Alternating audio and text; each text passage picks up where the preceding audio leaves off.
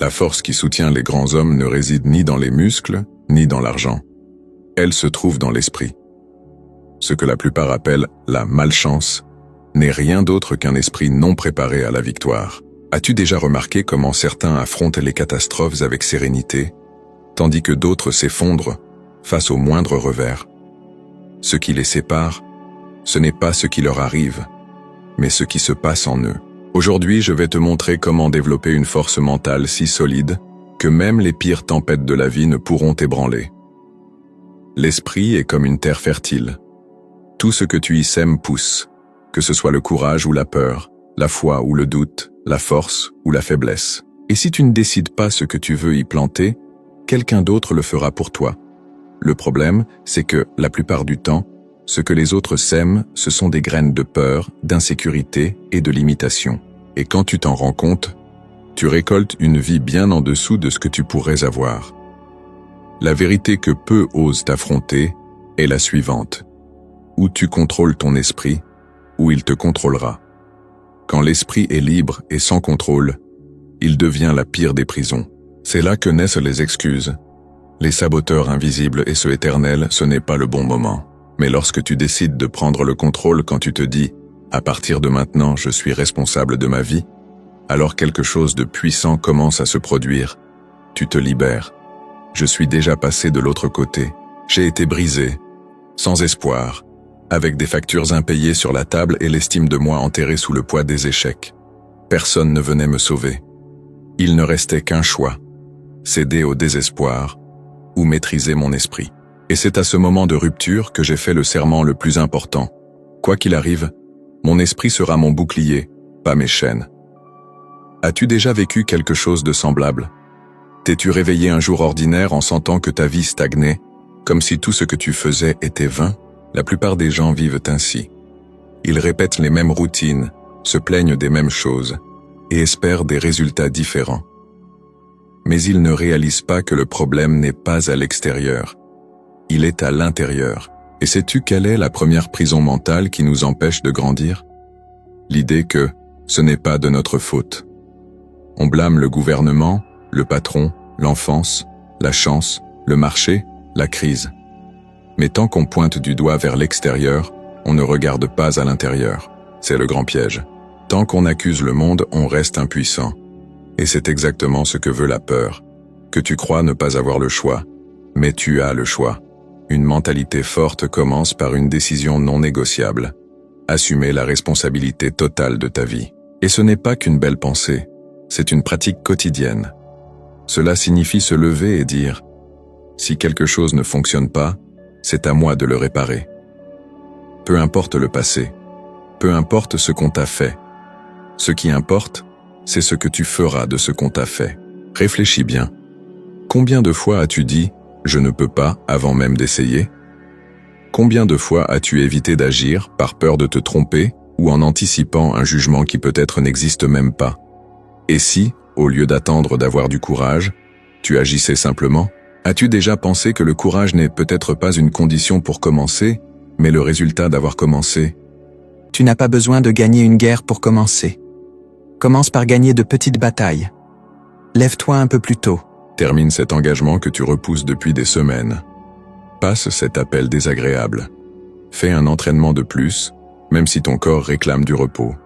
Chaque petite victoire renforce le muscle de ton esprit. Et c'est ainsi que le changement commence. Dans l'invisible, dans le silence, au moment où personne ne regarde. La plupart des gens veulent changer de vie du jour au lendemain. Mais la force mentale ne se construit pas de façon spectaculaire. Elle se forge au quotidien, en affrontant la paresse, le doute, l'insécurité. Elle se façonne dans le frottement entre ce que tu veux maintenant et ce que tu désires le plus dans la vie. Une erreur courante qui détruit la force mentale est d'attendre la motivation pour agir. C'est une illusion. La motivation va et vient. C'est comme le temps. Aujourd'hui il fait soleil, demain il pleut. Mais la discipline, c'est le soleil même quand le ciel est couvert. C'est agir même sans envie. C'est faire confiance que si tu fais un pas, le chemin apparaîtra. Et je te demande, combien d'opportunités as-tu perdu parce que tu attendais de te sentir prêt? Combien de projets rangés? Combien d'idées étouffées? Combien de chemins non pris? Tout cela par peur que ça ne marche pas. Et si tu étais à un seul pas d'un tournant, et que tu ne l'as pas fait parce que ton esprit t'a convaincu qu'il valait mieux rester où tu es, tu dois comprendre une chose. L'esprit ment. Il est expert pour raconter des histoires afin de te protéger, mais cette protection t'emprisonne souvent. Le confort est une cage dorée. Mais celui qui a la force mentale préfère l'inconfort qui fortifie à la zone de confort qui affaiblit. Alors commence aujourd'hui. Prends le contrôle. Ne commence pas par le monde. Commence par toi-même. Observe comment tu te réveilles, comment tu te parles, comment tu réagis aux petits échecs. Souviens-toi, si tu ne maîtrises pas ton esprit, c'est lui qui te maîtrisera. Et s'il te domine, n'importe quel vent un peu fort suffira à te faire tomber. Mais si tu décides, de manière ferme, définitive et quotidienne, de commander tes pensées, tes actions et ton destin, alors rien, absolument rien, ne pourra t'arrêter. Le monde n'a pas besoin de talents gaspillés. Il a besoin de personnes avec une force mentale capable d'utiliser leur talent jusqu'au bout. Es-tu prêt à en faire partie?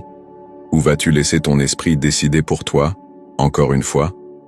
Un homme sans but est comme un train sans rail, bruyant, puissant, mais perdu. Ce qui donne une direction à la force mentale n'est pas seulement la discipline ou la résistance. C'est la raison profonde qui pousse chaque pas. As-tu remarqué que certaines personnes semblent avoir une énergie inépuisable, tandis que d'autres peinent même à accomplir des tâches simples? La différence ne réside ni dans la force physique ni dans l'intelligence. Elle réside dans le but. L'esprit humain ne révèle toute sa puissance que lorsqu'il a une raison claire de se battre. Et toi? T'es-tu déjà demandé pourquoi tu fais ce que tu fais? As-tu déjà regardé tes efforts quotidiens en te demandant « Est-ce que cela me mène vraiment là où je veux aller ?» La plupart des gens ne répondent jamais clairement à cette question. Ils vivent en pilote automatique, dépensant leur énergie dans des choses sans importance, éteignant des incendies qui ne sont même pas les leurs. Mais celui qui trouve un vrai but découvre une source de force mentale inépuisable. C'est cela que fait le but. Il te reconnecte à ta force la plus profonde. Et il n'a pas besoin d'être grand aux yeux du monde. Cela peut être le désir d'être le meilleur père possible, de servir ta communauté avec excellence, ou de résoudre un problème qui a changé ta vie. Ce qui importe, c'est que ce motif soit réel pour toi. Quand le but est vrai, il te pousse en avant même les jours où tout semble aller mal. Tu te demandes peut-être « Comment découvrir mon but ?» La réponse, bien que simple, demande du courage. Observe ce qui t'émeut, ce qui t'indigne, ce que tu ferais même sans être payé. Demande-toi « Quelle contribution veux-je laisser au monde ?» N'accepte pas de réponse vague. Un but sans clarté n'est qu'un souhait. Écris-le. Rends-le concret. Donne-lui forme. Lis-le tous les jours, jusqu'à ce que ton subconscient comprenne que c'est ton destin. Et attention, sans but, l'esprit s'affaiblit avec le temps. Tu sais pourquoi? Parce que dans les moments difficiles, et ils viendront, si tu ne sais pas pourquoi tu souffres, tu abandonneras. Mais quand tu souffres pour quelque chose en quoi tu crois, la douleur se transforme en honneur. L'effort prend sens. Et les chutes deviennent des pas calculés dans l'escalier qui te mène au sommet. Combien de fois t'es-tu senti fatigué, vidé, vide, même après une journée bien remplie? Peut-être que le problème n'est pas la quantité d'efforts, mais l'absence de direction. Ce n'est pas la fatigue du corps qui détruit l'homme, c'est le vide de l'âme. Et il n'y a qu'un remède à ce vide. Un but. Remarque aussi comment les autres cessent de t'affecter quand tu sais clairement pourquoi tu fais ce que tu fais. La critique perd de sa force. La moquerie devient un bruit de fond. Parce que tu sais où tu veux aller. Tu ne cherches plus l'approbation, tu poursuis un appel. Mais ne t'attends pas à ce que les autres comprennent ton but. Il t'appartient. Quand j'ai commencé à parler de l'importance de la pensée positive et d'un but défini, beaucoup ont ri.